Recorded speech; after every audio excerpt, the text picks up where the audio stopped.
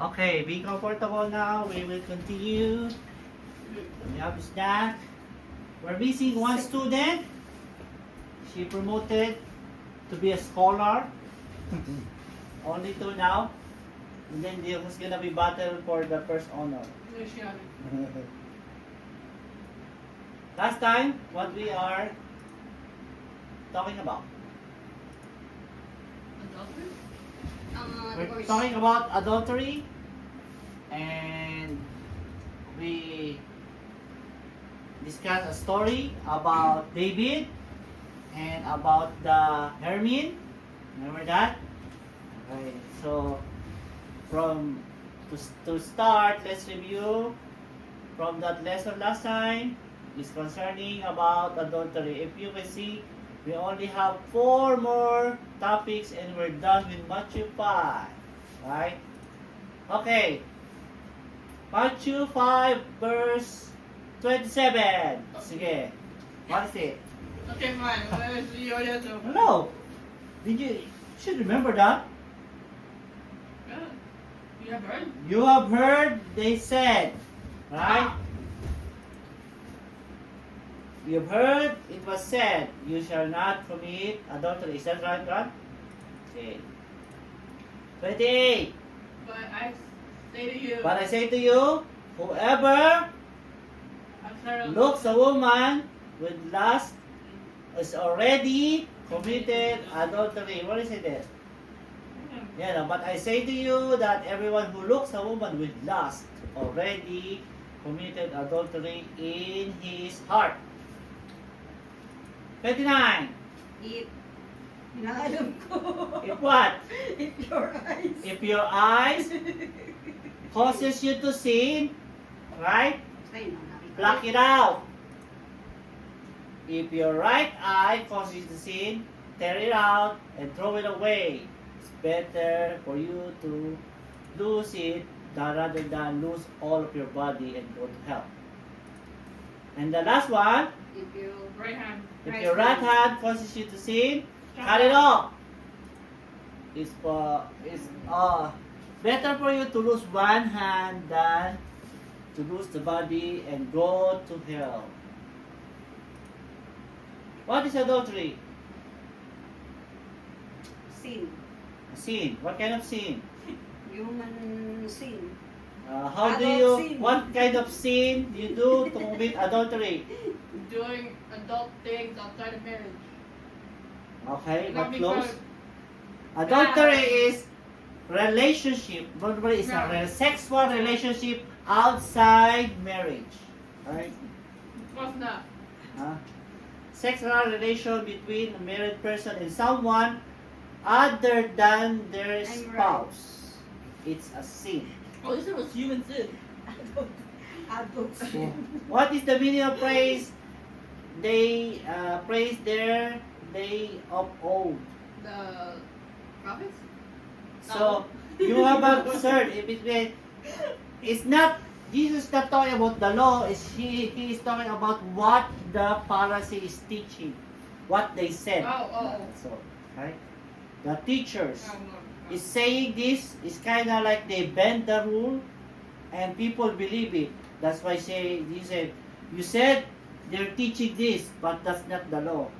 Right? It's not enough. It's wrong. Whoever looks a woman to lust her, he doesn't say commits adultery. What does he say? It's already. Already. Once you look with the lust, you already commit adultery and is punishable by death. Long before something happened on the bed, something began happening in your head. You're thinking about it. You're already formulating the bad plan. That's why it's pushed you to commit the adultery. That's why you like to commit adultery, because you already think about it. So it starts anew. You don't say, oh, because of her, because it's start in you, in your mind.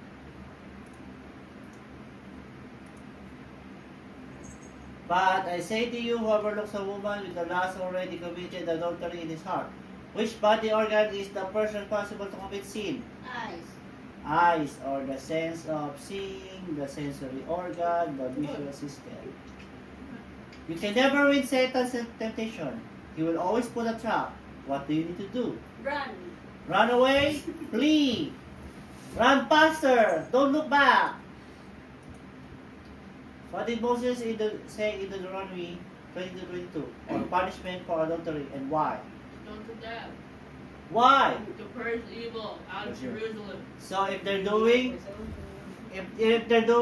adultery, they get stoned to death. So it will not contaminate. It will not be copied by other people. So like pushing out those bad evil things to stay clean. Okay. So if they both caught, they both shall die. The woman, as well as the woman, as the man. So purge evil from Israel. What is 2 Samuel 11 about? Look, David. It's David and Sab. sino? David and Goliath? So, No, what? Who? David and? Sabadea? I don't know. She's so famous in the Bible, that girl. Sabadea. No. No, it's not that. Bathsheba. Oh my God. What's Sabadea? David and Bathsheba. Sabadea, Sabaday. Ba, she, ba. Hindi pala Sabad. Just three letters, the three words. Ba, she, ba. Hindi pala Sabadea. Sino si Sabadea?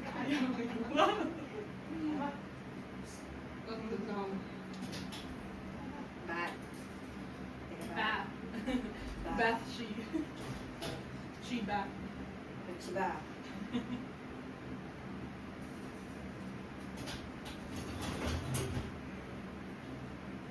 So remember the name, Bathsheba. She is the mother of King Solomon. There it is. Okay? King Solomon. Oh, what happened? Come on, technical. What happened? Technical difficulties. Sa ano yan? Sa HDMI. What happened? Other. There you go. No. Yeah. Okay. Next. What is the solution if your right hand causes you to sin? Take it out. Pick it out, or cut it off, or chop it off. Why? It's better for you to go with incomplete body to heaven than whole body go to hell. That's. My question was after. There's the hand you cut off. What But else? no, it's just all. It's not what it means. It means not to pluck it or cut it off. It means you have to stop doing it, not to literally cut off. But if So, it does cause you sin, why would you do that? Does it go down to hell? And then your whole other body goes up? so same with the right eye too. What is plucking of the right eye really mean, or chopping of the hand? What does really means? You have to what? Go blind. Stop Sin. staring. Stop staring.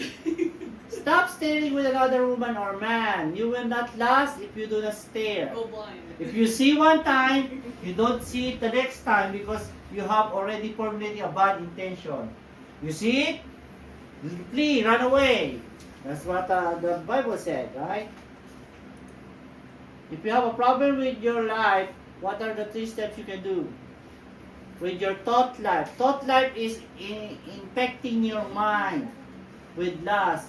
What are the 3 steps you can do? So remember? No? First one is admit you have a problem and get clean. If you have a problem with lusting, admit it and get clean. You say, oh, I have a problem with this, I have to prevent myself. Get clean. That's Repent. next. Repent. Admit your purpose and stay clean. Your purpose is to stay clean, so you have to avoid, you have to stay away from those what you're seeing. You see in the TV, you see in the magazine, stay away from it. Okay? Stay clean. The next, last one is, Stay clean. what is the last one? Stay clean. Apply your protection. What is apply your protection? Stay clean. What is apply your protection? Oh God, pray. You pray, you stay away from looking or doing bad things, and study the Bible, go to church. That's how you apply your protection. And stay clean. What is the lesson can we get from the story last time about the hermit? Stay clean. No, What? What is the lesson there? I'd rather die than get dirty. Yeah, like it's rather whatever it takes. I will be promising myself to stay clean no matter what it takes. Okay? Okay. So Hermine. Okay, so let's continue our lesson. So next topic is divorce. Divorce is for married, but we have to learn it because it's in the Bible. Okay. So we're now in divorce, and three more topics and we're done. Divorce is only composed of 2 verses. So I hope we can finish it. It's a short one. Okay. Matthew chapter 5 verse 31 says, what? 31. Who's gonna do 31? Come on, go. Huh? 5:31? Come on, go. 19 yan. 5 pa. No, 5, go 5, 5. five. Wait, this way. When, man? 5:31. She's saying 5:32. She's new to the books. 5:32. Five. 5. On chapter 5. 32. 31. What says? Concerning divorce. Concerning divorce, it was also said, whoever divorced his wife, let him give her a certificate of divorce.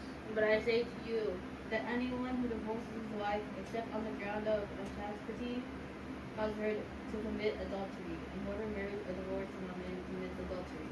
Yan. So it's clear. Do we need to learn about that? It's so clear there. It was also said, it's not the law, but it was said. It means this is the teaching of the Pharisee. They say, you divorce your wife, give the paper, the bill of divorce. That's it. And you are free. But Jesus said, no. What is the right way? Anyone divorce his wife except for the ground of unchastity causes her to commit adultery. Because if he divorces the wife will marry another man, and that is adultery because he is marrying the girl that is married before. So it's not his original wife, right? So and the man too, the man who meet him and will look for another girl, so it's committing another divorce. So divorce after divorce, adultery after adultery. Okay? And the partner, other partner too. But whoever marries a divorced woman commits adultery. See? So, is divorce permitted here? Yes. Yes. With what?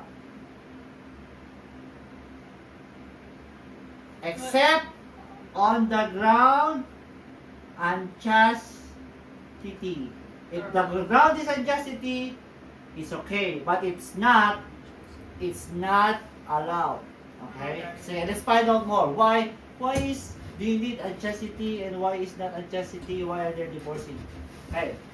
Let's go first. What is divorce? In your own words. Breaking off marriage. Breaking up marriage or like Don't love each other. no, oh, that's one reason. That's one reason, yeah. Another So, woman. okay, Not divorce. always, not always. Matthew 19:7 and 8 Yeah, we'll go. with the bookmark. Matthew, the New Testament, the last one. Oh my God. Go again. 19. 7. 7 and 8. May makita.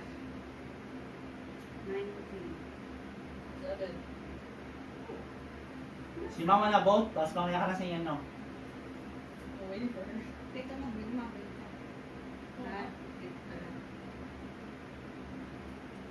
They said to him, "Why then did Moses command us to give a certificate of dismissal and divorce?" He said to them, "It was because you were so hard-hearted that Moses allowed you to divorce your wife. But at the beginning, it was not so." So Moses allowed them to divorce, right? They were saying, these are the Pharisees, they were saying to Jesus, Moses said we can divorce. But Jesus said, Moses did this because of your heart is hardened. What do you mean by that? Moses allowed the divorce because the people are so stubborn. So supposed to be what's gonna happen if both partner, the other one makes sin, what's gonna happen supposed to be is say sorry and repent, right? But some people, they commit adultery, they keep doing it, so their heart is hardened. So there's no chance of changing, so they will divorce you. Or the husband supposed to be forgiving.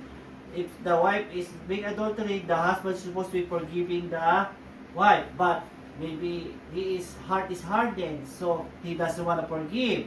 So that's why Moses give the certificate of divorce, because people don't want to change for good. They want to do what they want.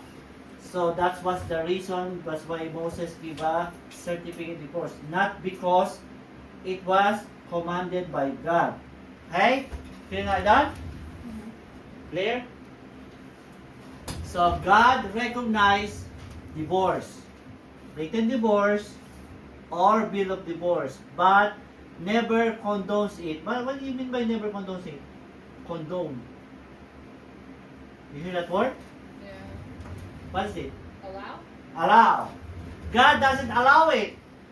He recognizes it because some people are really don't want to change. They choose to do bad, they don't choose to do good. So what can you do? So they don't want to change, so divorce is allowed. But God doesn't want it. God want is for them to repent, to feel sorry what they did and go back to be good. But people doing bad, keep doing bad. They don't want to change. So that's why it says God recognizes divorce, but He doesn't want it. He doesn't allow it. So divorce is not allowed. There is no command written in the Bible about divorce. You read all the Bible, it's not gonna say divorce your wife. There's no command like that. There's supposed to the command is love your wife, love your other people. Those are the command. But divorce is not included. It was only allowed because the hardness of heart. God rather accept repentance, reconciliation, and forgiveness. That's what God wants. If people make mistake, accept that you make mistake, repent, you feel sorry that you make mistake, and you reconcile. You go back to your husband or wife and move forward. Forget about the past and go for good. That and forgive. That's what is God wants, not divorce. Because God designed the marriage to be broken only by death alone. Supposed to be when they get married, they supposed to be married up to, ang sabi sa marriage ay till death do us part. So nothing can separate until one dies. That is the end. But not divorce. Never ever divorce. Okay? Clear tayo doon? Okay. In connection with the law regarding adultery. Previously, we discussed adultery, right? So, this is what's gonna happen. When you give a divorce, you commit adultery. Because if you marry a new one, you commit adultery. Every time you divorce, you force the woman. In the Bible times, the man is only allowed to divorce a wife. Only the man. The wife cannot. So, if the wife was divorced, he gonna look for another man. Why? In those times, they need to survive. They cannot survive alone. They need a man that will support them. So, if they were divorced by their husband, they have to find another one because they cannot own the land. They cannot, they have to be supported by a man. So, if a man divorced the wife, he is forcing her to find another man, which is adultery. So, he's forcing her to commit adultery. And then, the guy who divorced is guilty of adultery. Whoever married her, the girl, is commit adultery. Whoever married the guy with a new wife, commit adultery. So there's adultery, which is punishable by death. But the Pharisee said, as long as you give divorce, you're good. But Jesus saying, no, if you divorce a woman, there's adultery on both sides. You don't recognize that. Your position is wrong. That's why Jesus said, I am not here to abolish the law. I'm here to fulfill them. So that's why He's making it clear. This is wrong thinking. What you're doing is wrong. Okay? Deuteronomy 24, 1-4. Sino mauna? Tama ulit? Para sino mabasa? Yeah, ma, go. Go, ma. Go. Go. Go.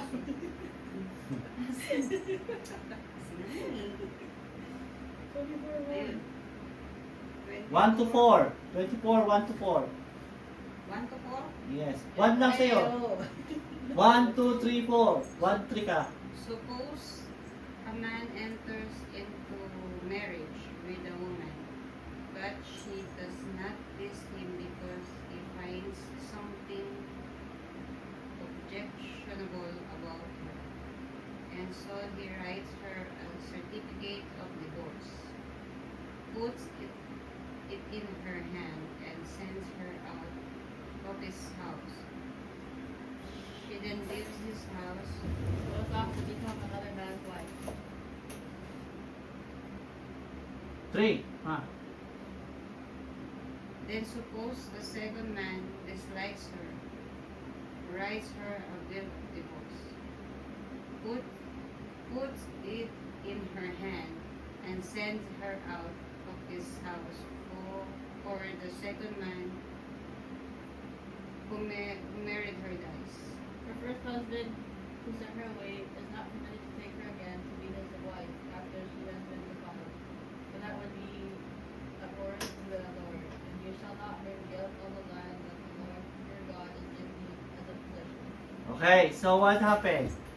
When a man doesn't please the woman, he gonna say, this is divorce paper, go away, go out. That's what gonna happen. Sinahawi. You see, the word displeased, that's what they take it seriously. That the Pharisees, if my wife burned the food, it displeased me, I can divorce her. If my wife smells bad, it displeased me, I can divorce her. That's what they understand. That's what they're doing. Anything that displeases the man can divorce a woman. That's what the Pharisees, something wrong with your wife doesn't talk good to your parents, divorce her. Your wife put too much salt on the food, divorce her. That's what they're doing. That's what's happening. So now there's divorce and then adultery, right? But what it says there, when a man divorced the wife for the first time, right?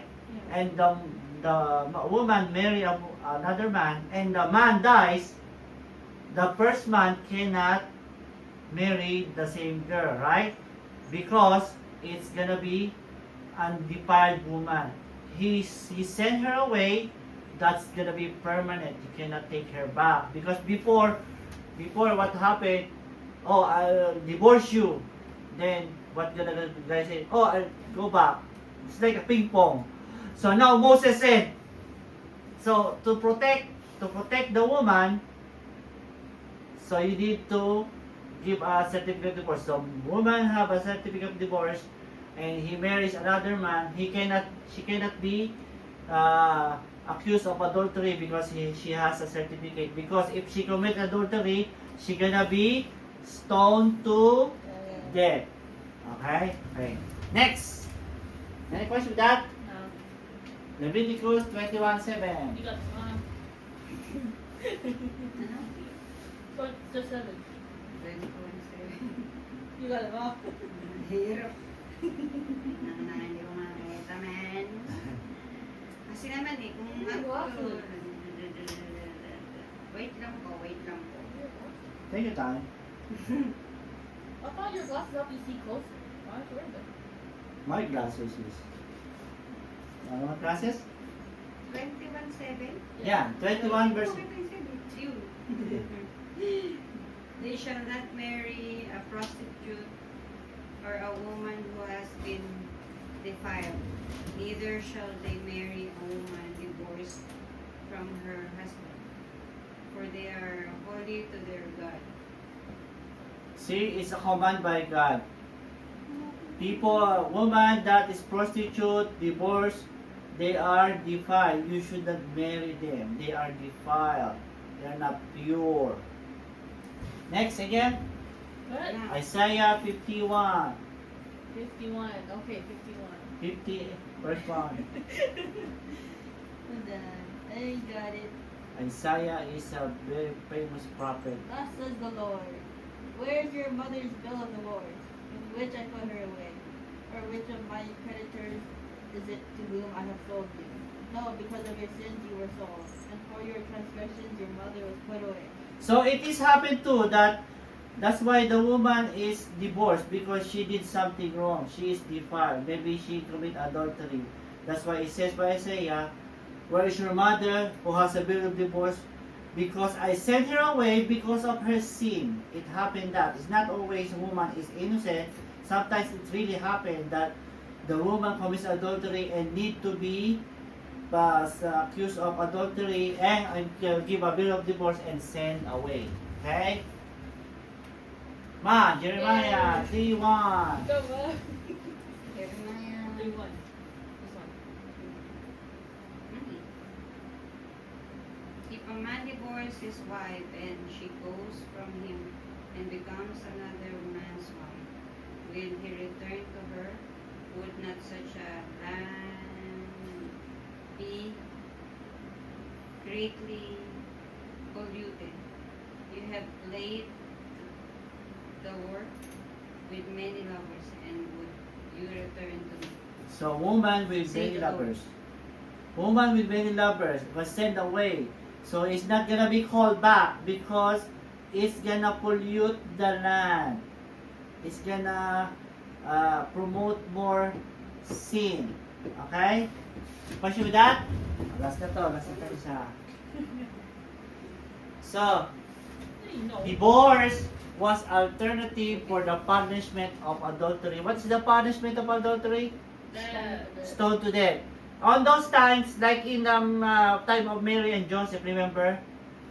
Joseph found out that Mary is pregnant, so she committed adultery. That's punishable by stone to death because they are engaged, right? So that's supposed to be punishable by death. That's why they're gonna try to stone Mary because she was pregnant and Joseph is not the dad. So Joseph is planning her to divorce, like go away. So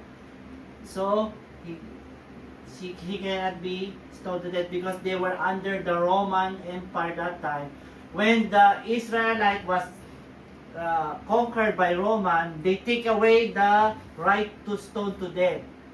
So they cannot stone to death anybody on that time. So divorce now is alternative. So because Joseph is like he take Mary commit adultery, she is not gonna stone to death except the best way that he can do is to divorce her. But good, luckily, Angel talked to him. What's the name of Angel? Gabriel? Angel Gabriel. Yeah. Yeah, good. Yeah. Last na. Yeah. Okay, What? last na to ha. Divorce in ancient times was not official matter.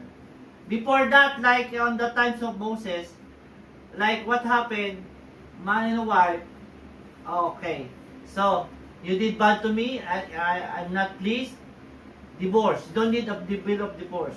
Divorce. Because it's not a government. Then you can take her back. It's like what happened, ping pong. I divorce you. No, go back. I divorce you. No, go back. Something like that. Okay? So, Moses certified of divorce protects a woman. 1. Adequate grounds, not false impulse. So, sabi ni Moses, if you're gonna divorce your wife, make sure the reason is adequate. What is adequate? Yeah, it's fair. Yeah. It's not like for only small things. Okay? Okay? It's supposed to be fair. Provide legal document to remarry. So if the wife, the husband, the woman was divorced, she has the right to remarry because she cannot provide on herself on her own. So instead of she is being accused of adultery, she can have a paper that say, I'm not committing adultery, my husband divorced me, I can remarry. Okay? And original husband cannot take her back. That's the one on the Deuteronomy. So, God wants the husband, before you issue a divorce, make sure you're serious about it, because if you do this, you're not gonna take her back. Maybe you can forgive her, but not divorce, because if you do divorce, that's it. You cannot take her back. That's what is the intention there of the certificate of divorce. There's 3.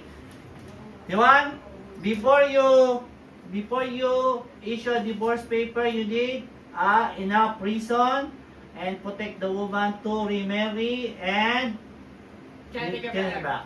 Okay, tanda mo yun. So, focus natin yun. Okay? I don't remember. Okay? Okay. Let's pray.